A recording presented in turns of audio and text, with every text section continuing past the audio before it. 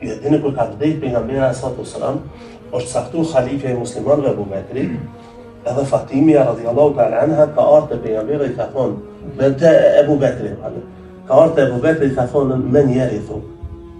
Kush e trashëgon pasurinë tonë? Abu Bekri ka thonë, familja jeme dhe fëmijët e mi. Ka thonë, mali la arithu abi. E pse unë mos ta trashëgoj babën tënd? Abu Bekri ka thonë, unë kam një pejgamberin të thonë që pasuria pejgamberëve nuk trashëgohet. Çka mbetet prej pasurisë tyre është sadak. Në rregull.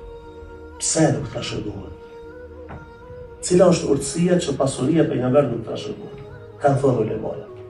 Prej urtësive që pasuria pejgamberëve nuk trashëgohet është ruajtja e pejgamberllëkut të tyre që njerëzit mos me pas hapësirë edhe marrë me thonë se ky po pretendon pejgamberllëk me mbledh pasurinë e njerëzve, pastaj me alon familjes vet trashëgimin.